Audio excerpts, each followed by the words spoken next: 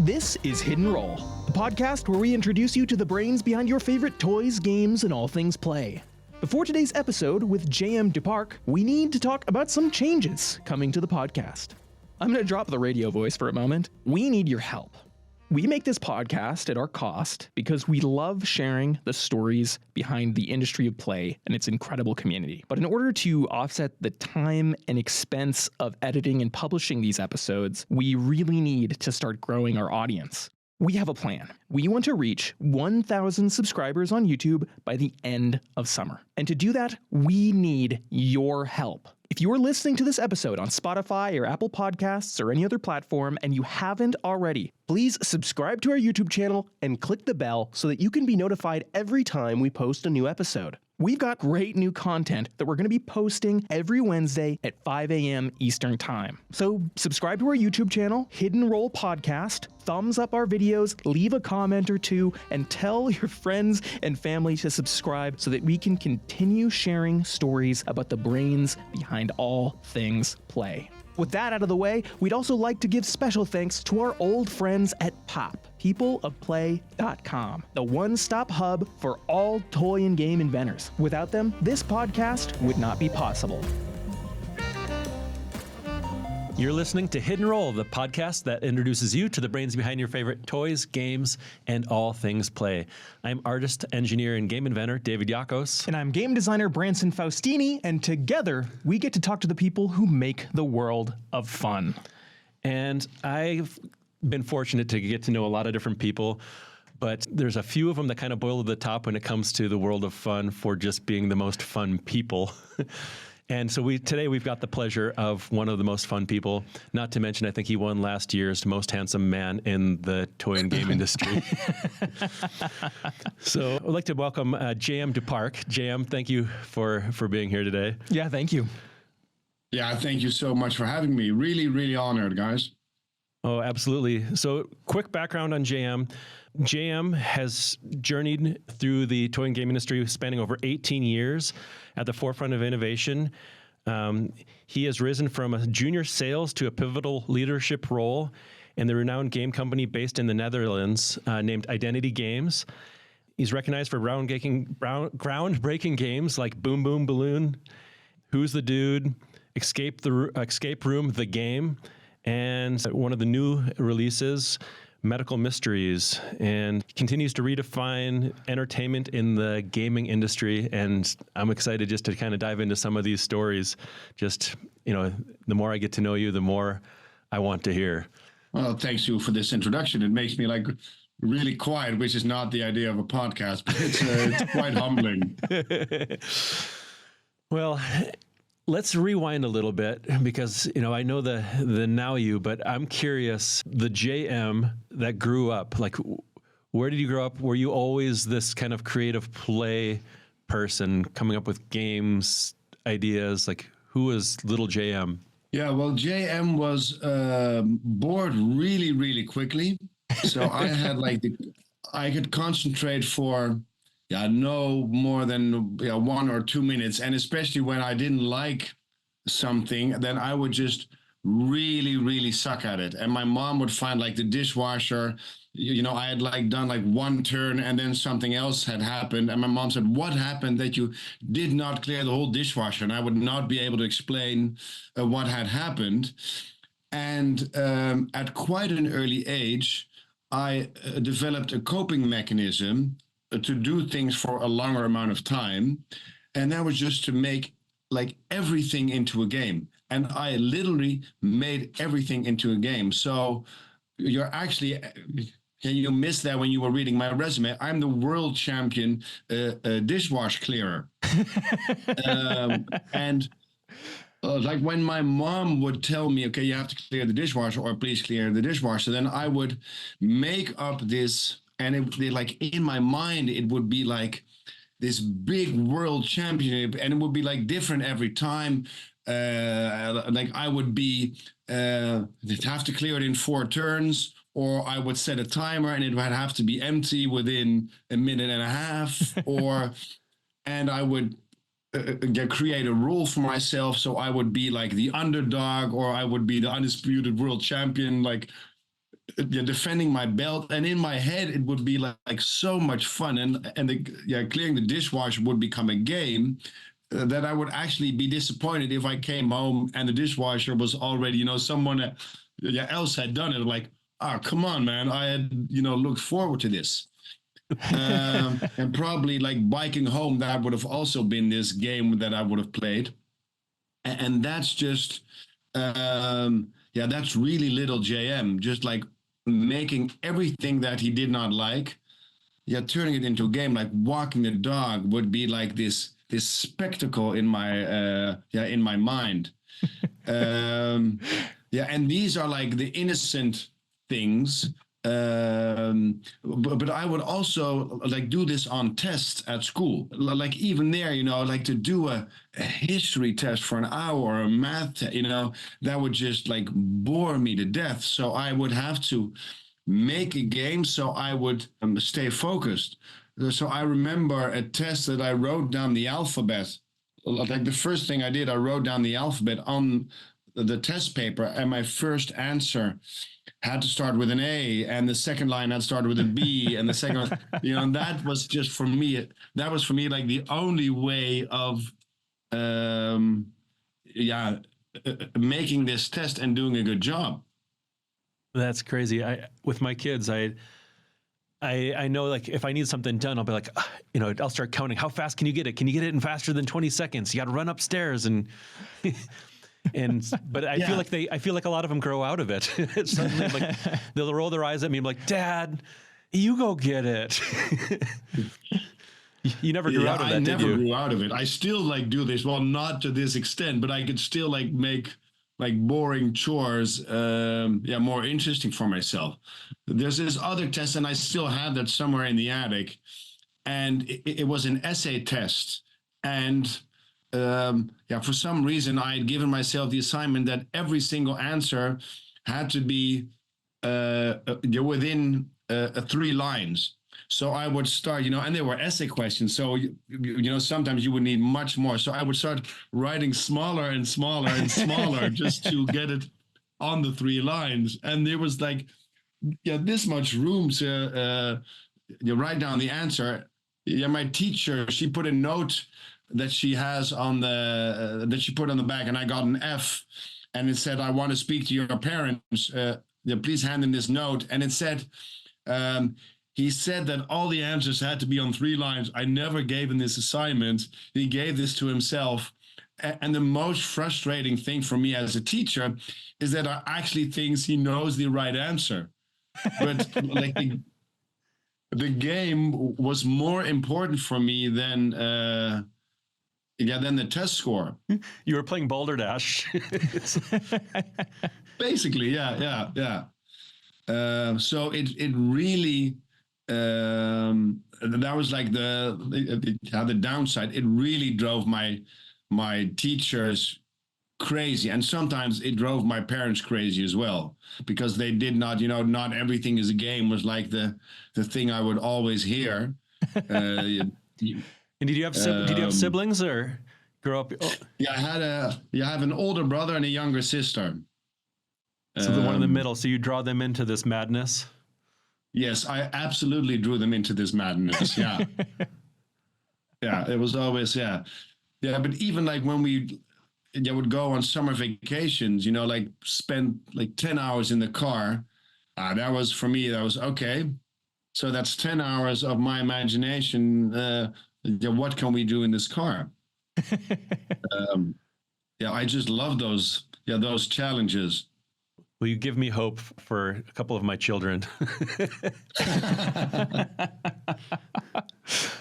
I think I was in, and I can laugh about this now, but when I was in 3rd grade, like a teacher, she literally had me tested if I needed to go like to a special school, because she just thought I was just, not really, how do you say that? Like not... have all my marbles in the right place, something like that. What's the expression? I think they say it's something like that. Yeah. I can't imagine trying to keep you in a desk, as a kindergartner, 1st grader. Sit here and write your letters. Yeah. That's also a funny story that my parents, it comes by like every now and then, is that that I was that I was in class and I was probably looking outside the window and imagining something in my head, and then the teacher, she shouted, "JM, I'm 100% sure that you don't know what page we're on." And then I said, "Page 27." And she said, "Okay, that's really surprising. You surprised me. I'm sorry. Okay, please reach from the top of page 27." And then I must have heard somewhere that it was page 27. So I started reading. It said, "This is geography. We're doing history." And we've been doing history for half an hour. What have you been? So I just had the wrong book, and that was me. Yeah. Makes me think of Calvin and Hobbes. You were pretty much living in that world. That's maybe that could be the case. Yeah, it was a lot of fun, and it was fun for my friends as well. So games and play have been a part of you from the very beginning. How did you get into the industry of play? Like, I remember that I always had made everything into a game, and that made a lot of things that were actually boring, I would make acceptable. So like, I remember going to sailing camp, and I actually hated sailing, but I just loved the whole camp thing. But I thought, okay, I need this boring part to have, fun, and I'll make the sailing fun.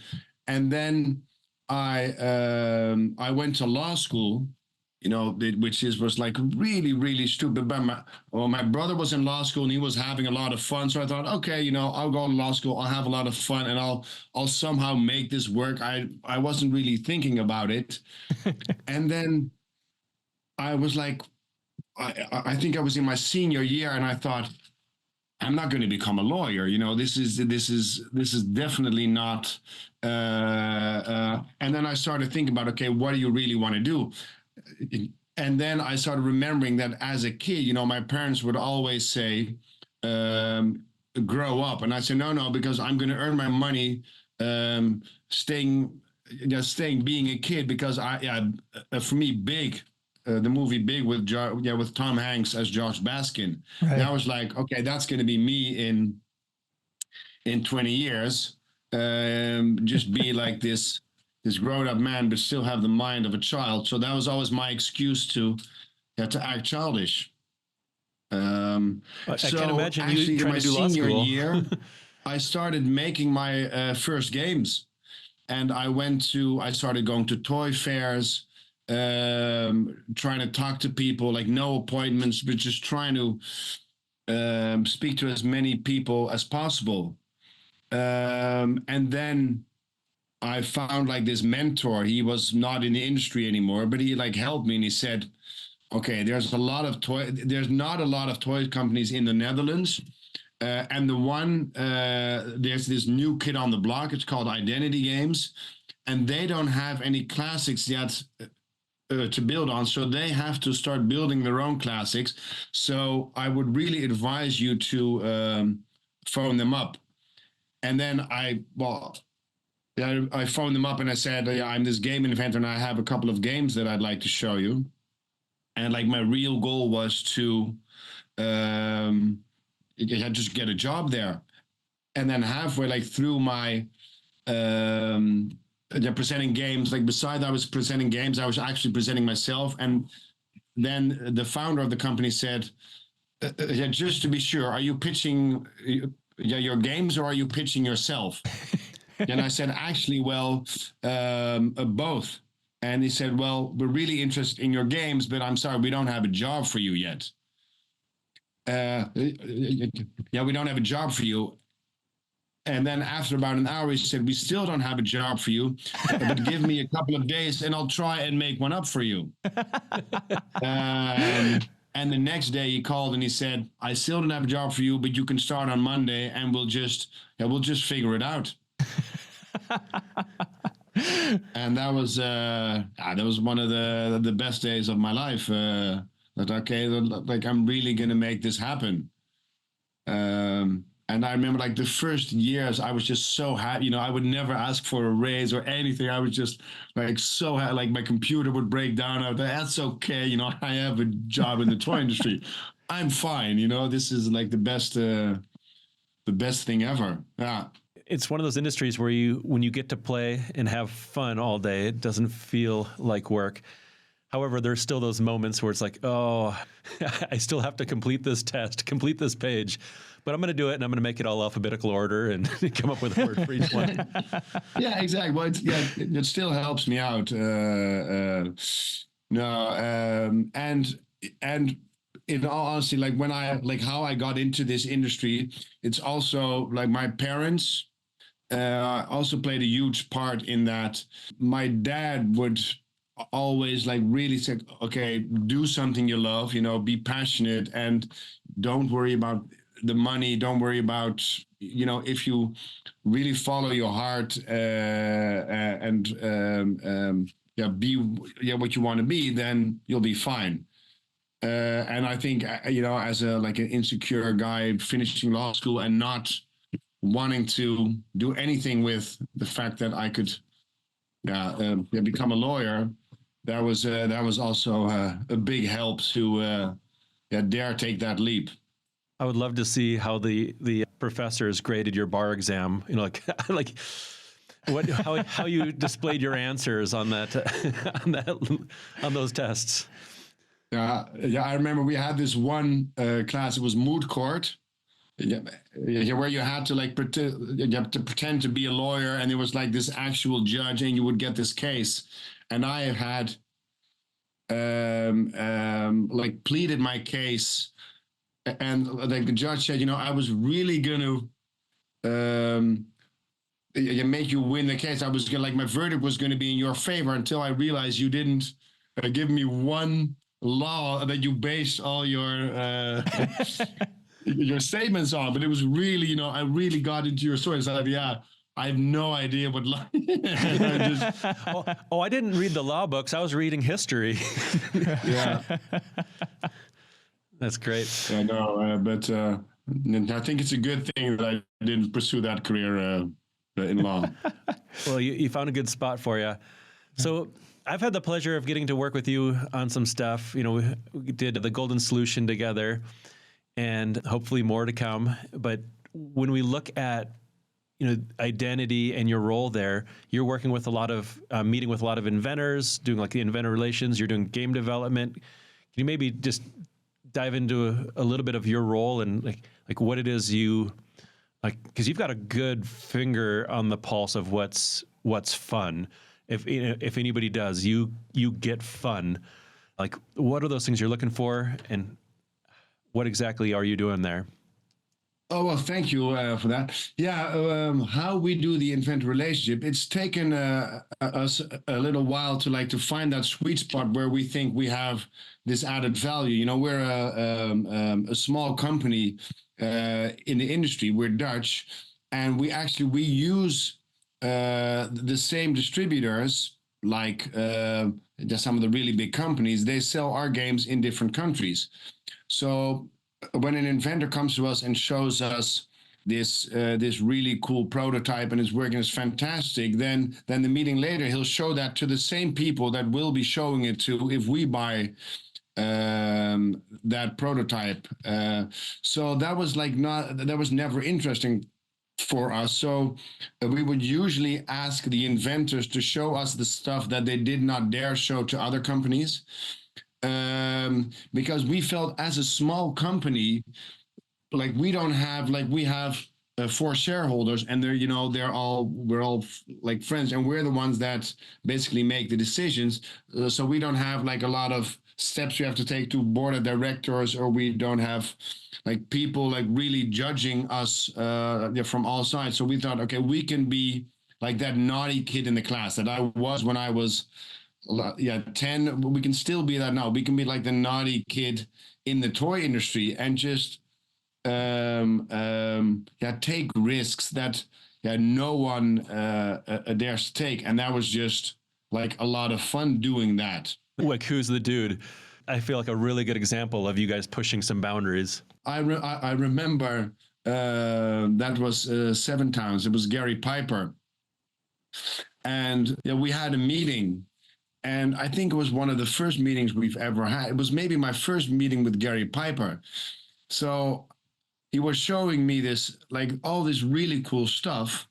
And I said, yeah, in all honesty, this is all great, but and I started explaining to like things that how I would like to see like the prototypes and you know and how he should take risk, and because I saw with the things he was making that his imagination and his ability was way up there. And then he said, yeah, I have this one thing, and he said, and he started explaining. He said, like, this brainstorm started out as, okay, let's um, make a list of things you could never put into a game, and then see what we can put into a game. And of course, then a blow up doll is up there. And I remember we weren't even sitting in this office; we were sitting in the in the lobby of a hotel, and he just got out this blow up doll.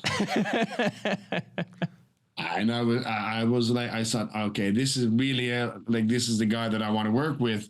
That he, not that per se we wanted the game with a blow up doll, but that he would, have his like imagination. Think, okay, I can make like something out of this, and I'm not afraid to show this because this guy says that I can show him anything. And that was for us, that was pretty like it was an epic moment for us in the company, because the fact that we did this, it made a lot of inventors truly believe that we said, show us the things that you're afraid to show to the other guys. So that really helped. And I remember that I started writing the cards with Gary Piper, like all the assignments I had to make. And then he looked at me and said, is this okay? And he put like Siamese twins on it. And like, yeah, sure, why not? And he was like, okay. Then, and he just started going extreme. And I was like, yeah, sure, fine. Yeah, we love taking the risks. It definitely pushing the edges. And it didn't end up being like a blow up doll per se. It ended up being like a dude. Like had a little bit of a different look and intent, but definitely it was corruptible. Yeah, we had so much fun. Also, like designing the dude was, of course, it was amazing. Like giving the briefing to my designer, and then like he's like this designer that doesn't like if I look over his shoulder, he wants to show me, okay, tell me like your vision, and then he'll give me his end result. And I remember that I just laughed like so high. It's like, oh my God, this is the guy. This is the guy. It's we still have like the dude like everywhere at the office. That's killer. It will pop up in weird spaces. And I think another good example is Boom Boom Balloon, which is actually also a really funny story on how that came to be. I hadn't been with the company that long, and I was at a wedding, and a wedding sitting still for an hour, like as I said, that's really, really difficult for me. It was a friend's wedding, and I was sitting there, and the reverend started talking. I was like, oh man, this is going to take another hour. And I would, make those things into a game as well, just to keep like focused for an hour. But this reverend, he actually had a really like fun and entertaining and a really good story. So I listened to him for, well, probably not the whole hour, but he had my attention for the greater part. And then that evening at the party of the wedding, then I just gotten like 4 beers, and all of a sudden at the bar I was next to the reverend, and I said to him, like, with these 4 beers in my hand, and I said, I just wanted to compliment you on your service today. I think it was really cool. And I was like ready to turn away, and he said, oh, thank you very much. What's your name? And I was like, okay, I have 4 beers in my hand. You can see that I'm probably going to friends. Okay, but I'll put them down. Well, my name's JM. And we struck up a conversation, and he asked me what I did, and I said, well, I work at a board game company. He said, oh, I've made a lot of games for my kids. And I'm like, okay, these 4 beers, I will just start drinking them myself, because this is going to take a very long time. And he just started telling me one idea after another, and there was nothing really special there. It was a creative guy, but it was like all these games that would never fit into a box. Yeah, we would have this tree, and we're like, okay, yeah, I can't put a tree into a box. And then, like when he had told all his games, it was like time to say goodbye, and it was, I think, like already like midnight. And then he said, "What does your dad do that he encouraged you to go in the toy industry?" I said, "Okay, I will never see my friends again, but okay, yeah, my dad's an art historian. Oh, I made a lot of pieces of art too." And I was like, "Oh, come on, man, this is not. Please let me go." And then he started talking about this piece of art that he had made with a balloon, with all these balloons. And I said, "But if you would do this, then the balloon would explode, right?" And they said, no, balloons are much stronger than you think. You can actually put a skewer into a balloon, and then it won't explode. And I thought, yeah, it would. And he said, no, it won't. And I was like, okay. Like in my mind, automatically, it's not something that I choose to do, but like started making a game out of it. Well, if you would have put skewers into a balloon and it won't explode. So right away, I texted somebody at the office now. And I said, okay, Monday morning, this was like at midnight. Monday morning, we have to buy balloons and skewers. But also just as a reminder to myself, okay, this is what we have to do.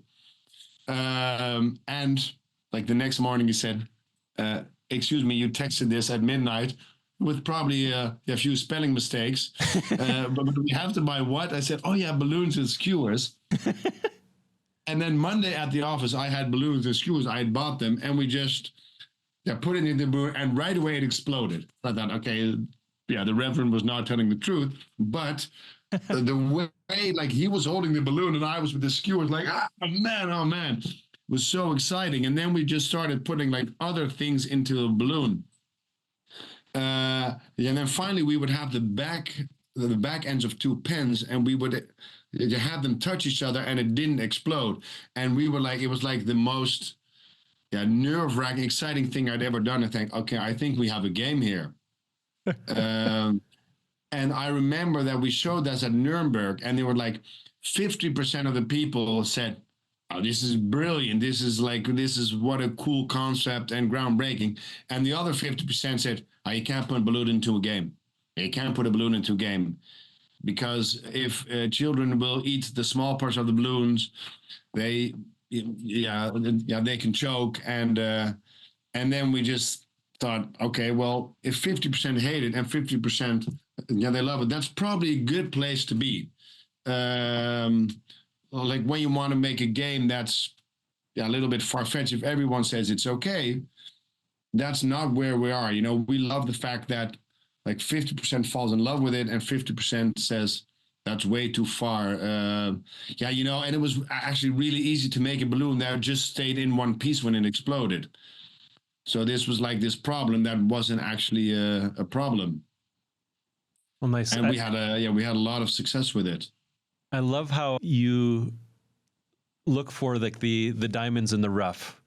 You're not looking for that completely polished piece. You want to be able to work on it, hone it, and really make an identity game. That's what we do with inventors now. When there's a prototype that's completely finished and it's working well, then what's my imagination for? I love like imagining it like with you. Like if an inventor comes to me, just said like, I have this idea and it's this with that component that, I think my imagination, I'm not like you, David, that I can make things, and I'm really jealous of, the way you draw and the way you, but I can't do that. But what I can do, like my imagination, I've had 46 years of like I can make clearing a dishwasher into the coolest game ever.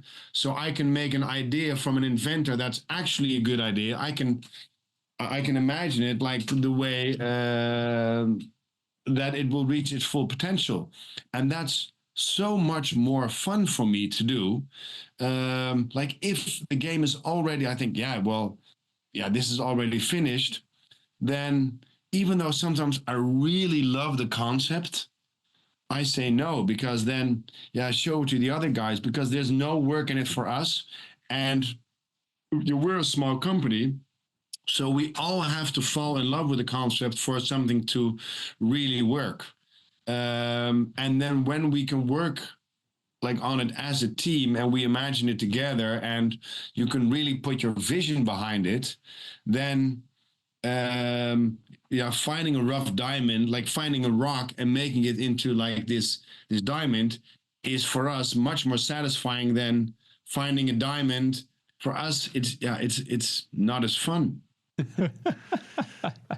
That's the highest piece. So we all need. Yes. With some of your other guys' games, like the Escape Room, the game, you guys have got another line that I'm crazy excited about with the medical mysteries. I know you've worked with the dynamic duo, Nicholas Cravata and Rebecca Blue, for the launch of that. Could you maybe touch on, what is this medical mysteries that this line that's now hitting? Yeah, absolutely. Yeah, and like medical mysteries for me is like where the whole like the way that I've always wanted to work, it all came together. We have, of course, we had done Escape Room the game, which was like a huge success, and like all the escape room games, Exit and Escape the Room, they like really paved the way for the story-driven games. And then, of course, you had all like the hunter-killer games, like the murder mystery games. And we so we had, okay, what's going to be the next one? These story-driven games where you really have an adventure.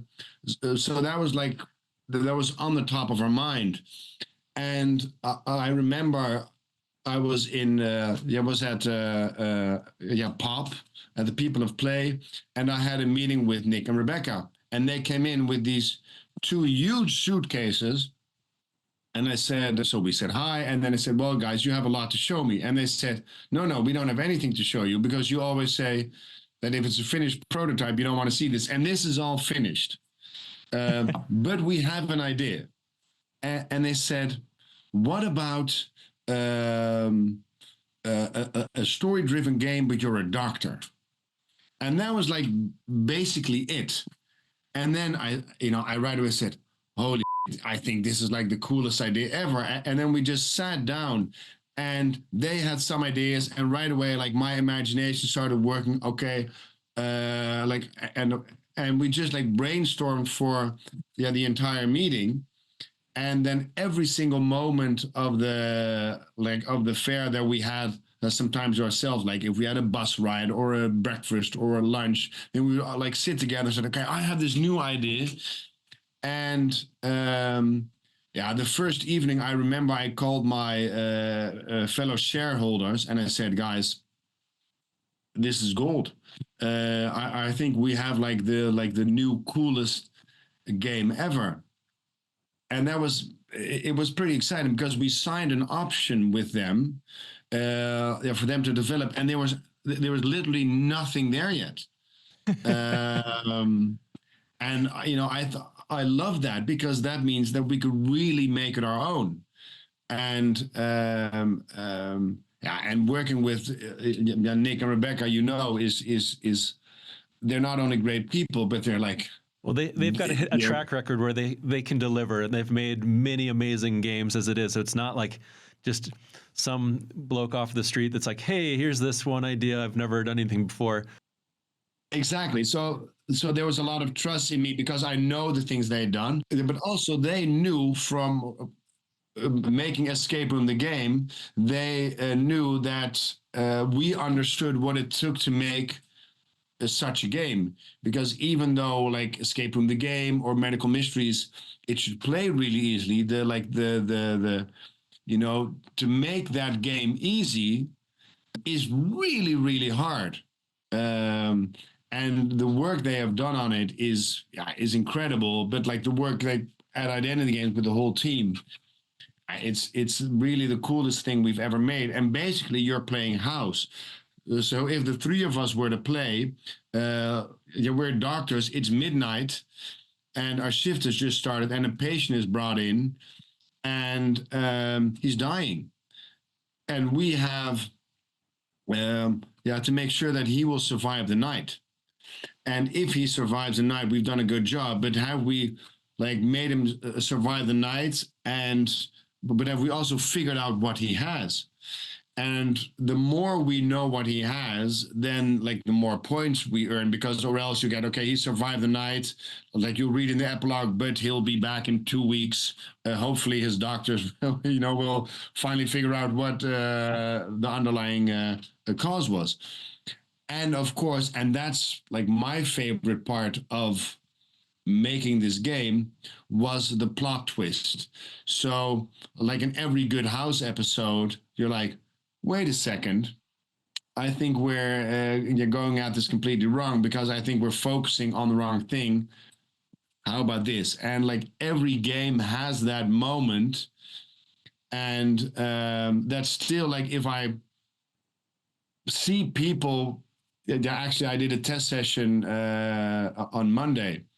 And like when I see people, like I still get goosebumps. I still get goosebumps talking about when I see people play, and I get goosebumps. And that, thing. And like you don't have to have any medical knowledge whatsoever.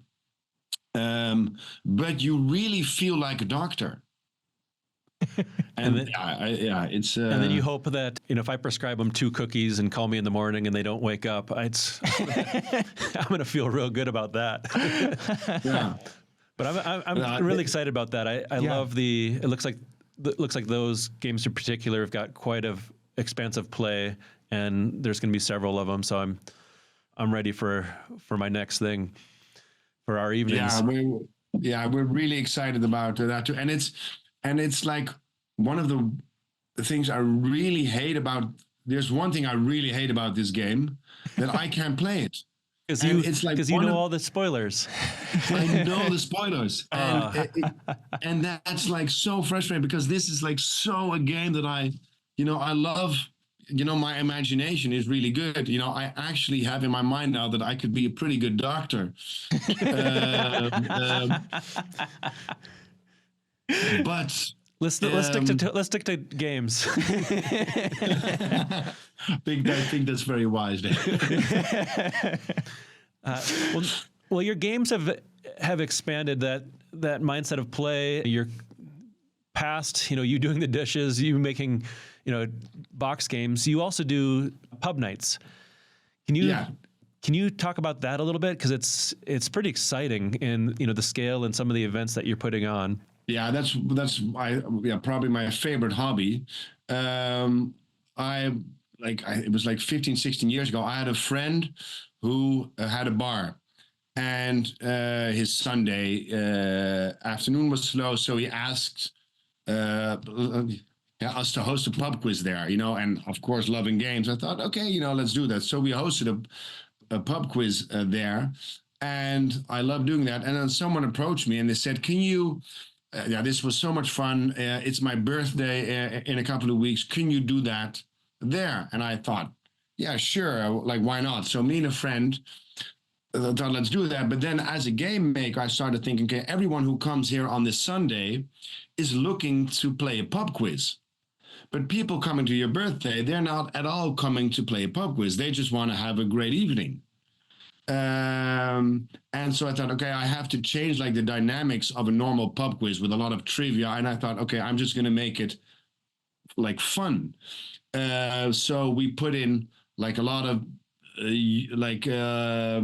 actually like pretty much like stand-up comedy, and we put in like a lot of music. And if you like in a normal trivia night, if you ask a question where everybody knows the answer, then it's a bad question.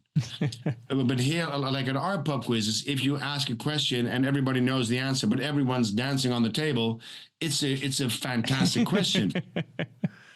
And that hobby, like from that birthday party, has gotten like completely out of hand. We've like 15 years later, like me and this group of friends, we still do this. And the adventures we've had quizzes in Hungary, in Spain, in Italy. We've done quizzes on boats, on planes. Actually, we've done a quiz for royal families, for like big sports teams, um, um, for the biggest one we've ever done was for 700 people, Wow. and we like with dancers and with like snow machines going on. Like when we would like the last song of the quiz, we would find a way to make the last song like Mariah Carey, "All I Want for Christmas Is You," and we would have like snow like through the whole venue just dropping down. It's of course crazy, but like yeah, all in a game. Um, we've done at the Grand Prix, like the Formula One. They flew us into Monaco to do a quiz there, and this is it's such a fun hobby. And the thing is that you can never.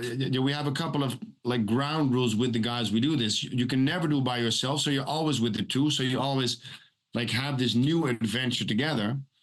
And the other rule is that with the money that we earn, it's play money. So you can only do fun stuff with it. So, so like every time I have a quiz, then I will ask my family, okay, guys, what do we want to do? And they say, well, we want you to, yeah, we want to go to Disney World. And I said, okay, so like, yeah, now I'm going to start doing pub quiz, and we're going to save money to go to Disney World. And so like every time I'm leaving the house, like to do a pub quiz, like I'm gonna go hang out with my one of my best mates, and I have like 250 people laughing at my bad jokes and dancing on tables. So I'm having like this like a blast.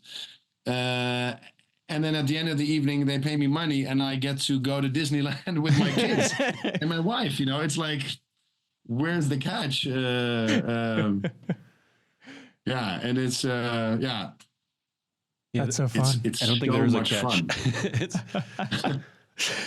Didn't you also make a show? It was actually a documentary series, and basically, like I read an article about homeless people in the Netherlands, and it was that a homeless person cost society in the Netherlands between 30,000 and 150,000 euros each year. And like as I explained, I still think like a child.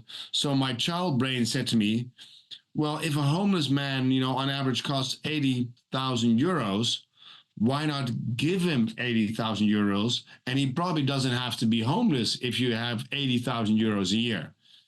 And then the experts, will say, well, it's not that simple. And they will explain to you that it's not that simple.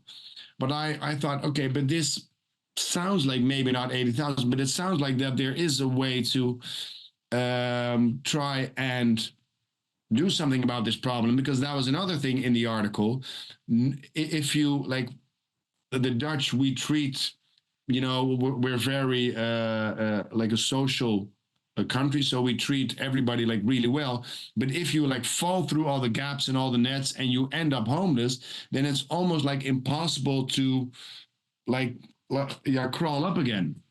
So it was not like one time 30 to 150,000 euros, but like each year, and no one would ever get better. So I thought, why not try? So I reached out to the Salvation Army and I said, could it be that simple that if you would just give them money, then they would be able to help themselves? And they said, not in all cases, but there are a lot of cases of people where this can help. So I thought, okay, this is really interesting. So I started writing this like idea for a documentary series where we would select a couple of homeless people with the Salvation Army and basically say, okay, And we ended up giving them 10,000 euros in help. So with like life coaches, like addict coaches, financial coaches, like whatever, and 10,000 euros in cash.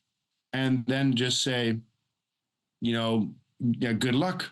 And if you want to spend it on the way like you've lived your life, like how you lost all the money, you know, spend it on drugs, then that's your choice. But you're a grown-up person. That's your choice. But giving them the responsibility over that amount of money, it really was like, okay, so this is really, you know, it's not like the 10 or the $20 you give to, or the $1 you give to a homeless man, but this is like actually an amount that would make them not solve all their problems, but really like make a difference. And we made the first season, and the network was like pretty, they call this like reality, a reality show, but like most reality shows, they're not actually reality, you know, there's so much script. And this was like, they thought this was really scary because, but what if like one of these homeless men flies to Vegas and spends all like the money in like one weekend? And I thought, well, that's pretty cool television. But yeah, you know, it won't help it. But but they were like, yeah, and what if they spend it on drugs? So the first 5 that we selected were like pretty safe homeless people that they were convinced would not do really terrible things. And yeah, it was amazing, like the impact this had on these homeless people. And in the end, you know, and it didn't absolutely was not in a straight line. There was a lot of ups and downs, but they all got their life back on track. And that allowed us, and I think that's the most amazing part of the story, to take more risks on the second series. And we actually had one guy who was, he was a heroin addict, you know, and yeah, it was so far gone. And he was like the typical homeless man. Like if you would draw out a homeless man, this would be him, you know, heroin, like doing anything for money. And he's now actually like the poster boy for this show. A while ago, I held his first child, and this guy, if you would see like the before and after picture, you wouldn't believe it. And I'm saying this now, but you would literally not believe that it's the same guy. And I said to his like wife when I had his baby in my my arms, I said to him, it's really hard to wrap my head around the fact that if I wouldn't have had this like this childish idea that this baby might not have been here. And she said, yeah, then he wouldn't have been here anymore.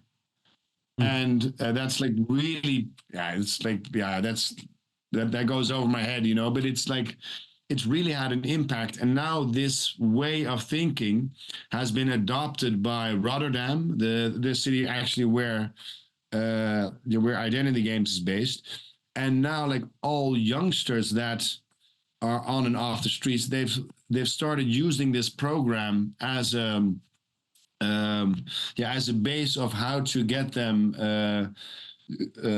help get their lives back in order. And now other cities are adapting this program as well. So like the TV show is not being made anymore, but like the oil effect, I don't know if you say that, but it's like, yeah, it's spreading like in a really good way. I don't know if that one translates, the oil effect, in English as well, because then you just think of like an oil spill. Well, I know. It's spreading like oil, but in a good way. That's probably not lost in translation, maybe. But yeah, but you understand the. Oh, I get it completely. Yeah, that's wonderful. Amazing application of that creative childlike brain. I think that's one of the things that I see quite a bit is people being so embarrassed of their imagination, you know, putting themselves out there, and like the person asking you, well, what if this happens? We can't do it. It's too much risk. You know, it's the people that don't go after their imagination that never make a change. They never make anything. And so it's nice to see you going after stuff like that. I totally agree. And I sometimes give keynotes to companies, And basically, like the thing I'm trying to teach them is that being childish has a very negative sound to it. You know, don't be so childish. Like my like goal in life is to convince people be childish. That's a good thing. Kids are like the coolest people on earth. You know, their imagination is, you know, they have huge imaginations. They have like energy. They can just keep on running. Uh, um, yeah, remember, like as a kid, if you would like walk into a park and there's a slide, you would run to the slide just for the sole purpose, so you would be there sooner. You know, imagine what would you have to do as an adult, what you might have to see as an adult that you would think, okay, I'm going to run to this, but the soul, your soul will be there sooner. And that enthusiasm, it's only kids that have that.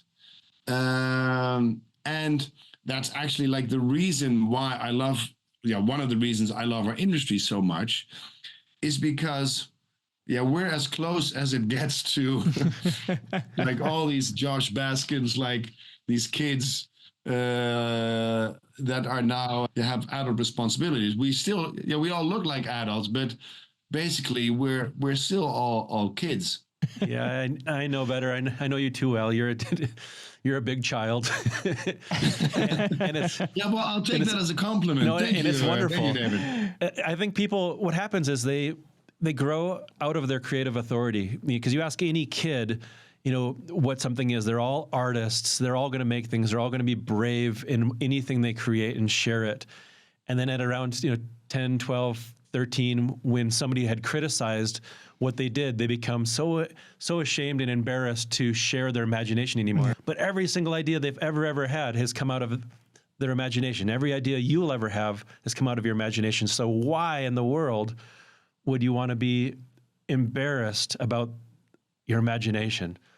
That's every idea comes from there. Yeah, absolutely. Yeah, well said. Well said, Dave. You're absolutely right. Yeah. So that creative bravery, I know we do that a lot. Like this childlike mind in the toy and game industry, quite a bit, because it's games and toys get classified as childish. But I think that sort of creativity should really overflow into whatever line of work people are doing. As far as they're builders, they're architects, plumbers trying to figure out how to fix something. That creative energy is still all coming from the same spot. I agree. Yeah, absolutely. Yeah.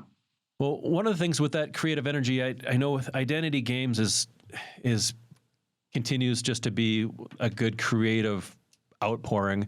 Like, how in the company culture do you guys do and utilize this, like, I guess, this creative bravery? Because there's some things that do really good, and then there's at the same time things that just don't, but you got to put it out there. Oh, we've had horrible failures, and I think that's always funny. When you like present yourself, oh, this is like this. He's a game maker. He's won many awards, But I probably have more failures than successes. And we've done games with slapstick where you had to hit someone in the face with this giant hand. We've done a game called Big Shot where you had like this huge shot with elastic bands, and they're still like great games. And actually, when I sometimes I'd ask at school, so like give this keynote to kids about creativity and making games. And then I will bring some of my I always bring some of my failures to show them, okay, guys, I fail a lot too. And that's okay, as long as you persevere and you believe in what you're doing. And then, and I can still get really frustrated on things that have failed, because I still think they're really cool ideas. It's not like in retrospect that I think, yeah, that was a shitty idea. It should have failed. I still love those games, and then I show this to these kids, and they're like, "Oh, this is great!" I'm like, "Yeah, I know. How come nobody bought this?" No, but we try to take those, keep trying to take those risks, but also it's maybe a fun story. I have two of those to tell. Like when we present things, we also like to have that bravery. I remember once we had this game. It was called the Game Changer, and you would slide your iPad. Like when the iPad was like really still pretty new, you would slide your iPad into the game, and it would bring the board game to life. So if you would like throw a dice on the iPad, it would say 4. Then you would walk 4 place, and if you would walk 5, then it would say, "Hey, take a like back." And then if you would land on 4, then something on the iPad would happen. It would explode. It was like really amazing, and the technology was. Well, you probably understand it, David. I didn't, but it worked like really, really nice.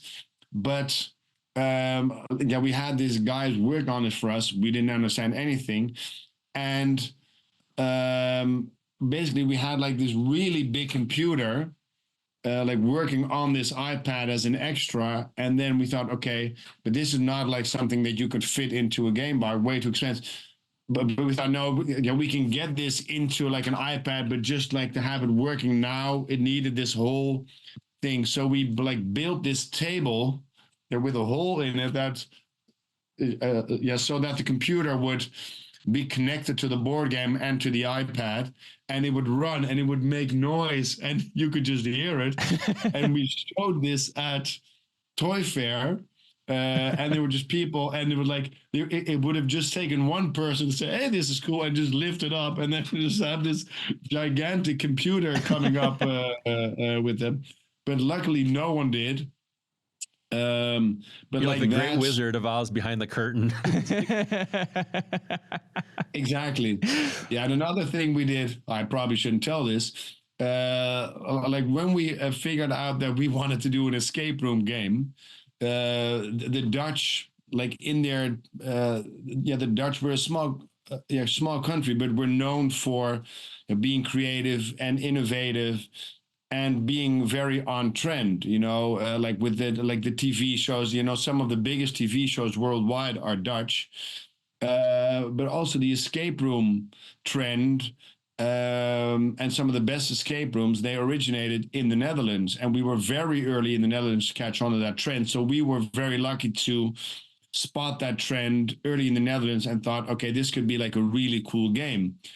And preparing for a toy fair, we were like, okay, this is really cool, but it's not something that you can protect.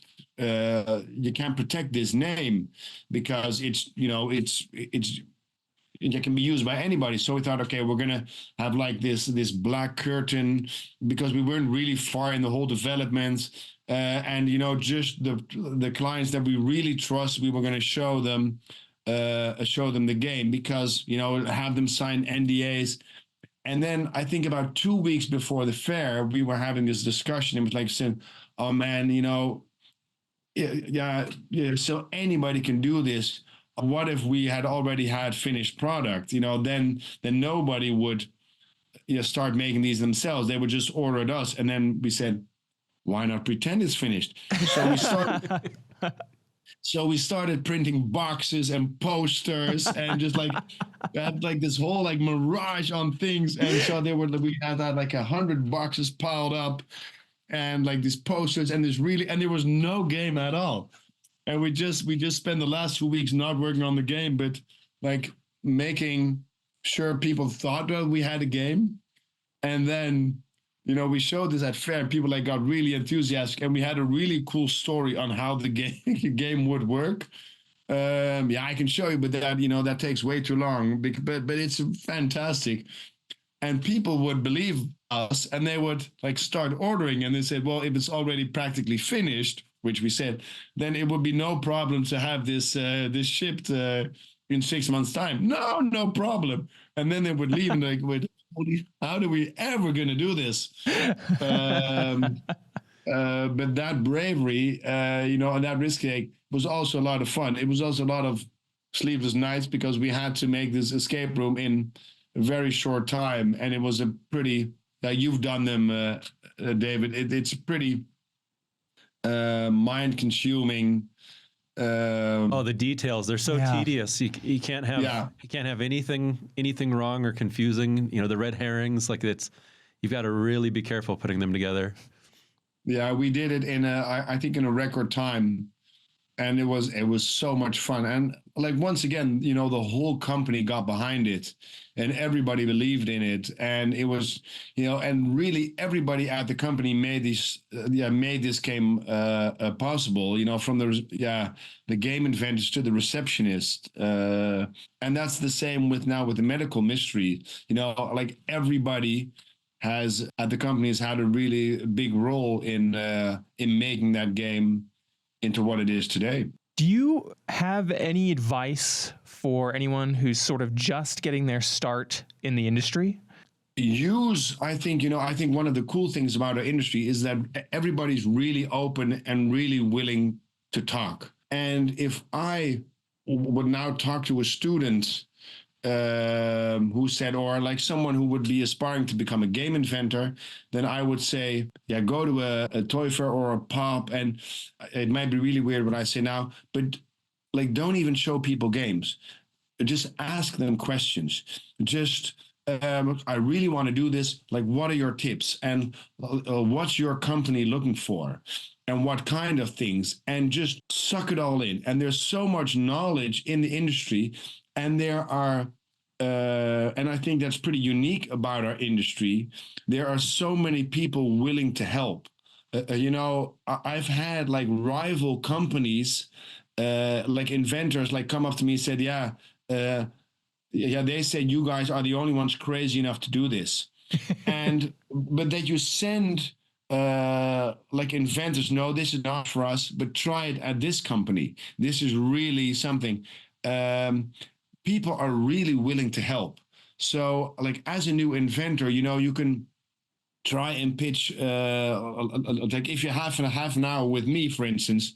Well, not that I'm not, but if you have an hour with me, you can try and sell me your abstract strategy board game, which at Identity Games we've never done and we probably never will do.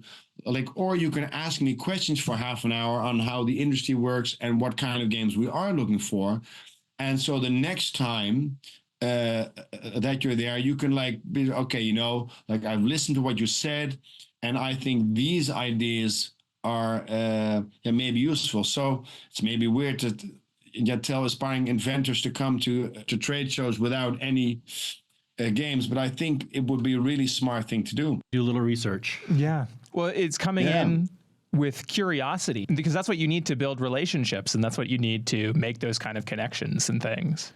I feel so sorry for like these inventors that, first time inventors, and they've made like these huge prototypes, and then everyone says, yeah, actually, if you've done this has already been done, or we can't do this, and you feel so heartbroken because we've all been there and made these, like in the beginning, made these huge prototypes. And I would think, oh, if you would have just taken the time to like talk to some people before you made this, then you would have come up with much better ideas. I think it's hard to put your ideas out there for a couple of reasons. One is the idea of rejection, but also, I've worked with a lot of inventors. I'm, as an inventor myself, it's like, oh, I don't want somebody to steal my idea. And so like, not going to show anybody, and so they'll go so far until they feel it's as far as they can take it, and then they'll finally show somebody. But that's definitely, you've got to get that early counsel and feedback before you get too far down the road on some of these. Yeah, but it doesn't even have to be like an idea. It can be just getting to know the industry. I think is so important, and getting to know what companies are looking for in what state. Because luckily, like every company is different. Like the real good inventors, I think they pitch different things to different companies, and they don't just have like, okay, I have these 5 games to show, and I'm going to show them to every single company. I don't know how many game ideas I've had just when I've been in a meeting with somebody. Just like, oh yeah, I've got something. Let me show you next time. Dirty little secret. Hey, JM, this has been killer diving into your story, just how you got into it, how you've grown up to be the adult child you are, and amazing. But before we go, yes, at the end of each episode, we like to ask a series of rapid fire questions with our hidden roll die. I will roll on your behalf, and we'll see what questions you get. All right. Very cool. First roll. We got the $sign. All right. If you could collaborate with any celebrity on a game, who would it be? Oh, that's a good question. I think the first thing that comes to mind, I would like to collaborate with Tom Hanks and make like this Josh Baskin game. Like make that thing like, yeah, have that kid come to life again. Well, I think that would be the. We better tag him in the comments and see if we can get. Yeah, because I think what George Baskin, and that's one thing that like I miss now, is like the things that I loved growing, like games that I loved growing up as a kid. You would have like these from Hasbro. You had these floor wars where you would just like lay on your stomach on the ground, and it would just like take up so much space. And Fireball Island, Oh yeah, I would love to make that come to life even more. That was like Fireball Island for me was like this is usually how I imagine a board game, and this is now it's like actually come to life. That's epic. Awesome. Next question. The Star. Give me a couple of your most replayable games right now, but just the ones you go to go. I'm always going to grab these 2, 3 when friends come over. I would definitely first one say Just One. We just went skiing with the whole family, with my brother and sister and all the kids. Yeah, and we just played Just One for hours, and I love the fact that it's like really all ages.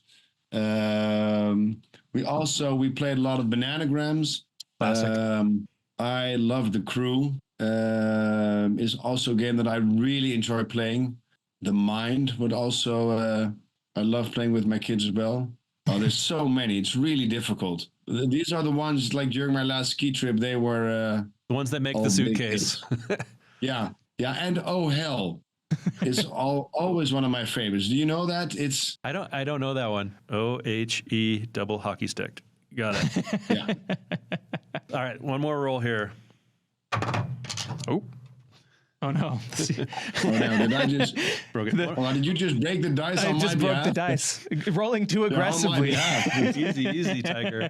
All right, roll again. There we go. The lightning bolt. What type of game needs more titles? Ooh, yeah. I'm gonna go once again to go those floor wars. I think I just want games. Like as a kid, sitting at a table for me was like almost impossible. If I love playing games, but sitting down for an hour.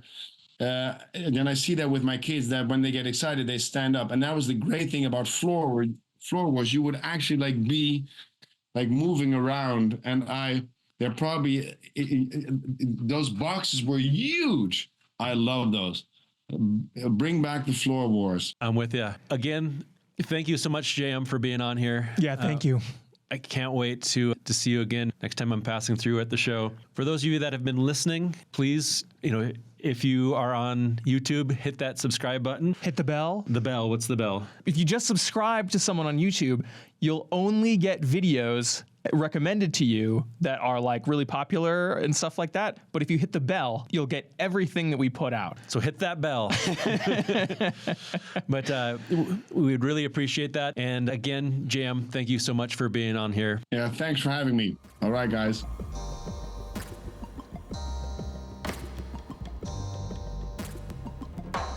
This has been Hidden Roll, the brains behind your favorite toys, games, and all things play. If you enjoyed this episode, the best way that you can support us is to subscribe to our YouTube channel and tell your favorite brains to subscribe as well. Hit the bell, thumbs up, leave a comment, and follow Hidden Roll Podcast on Instagram as well. If you know of someone who would be a great fit to be on our podcast, or if you'd like to learn the story behind any toy or game, leave a comment below, or send us a message at hiddenrollpodcast.com/suggestions. That's hidden, ROLE, podcast.com. Once again, special thanks to Pop, People of Play, the one-stop hub for all toy and game inventors. Visit www.peopleofplay.com to learn more. This podcast is also made possible by the continued support of the brains who never grew up, inventors of play, Streamline Design.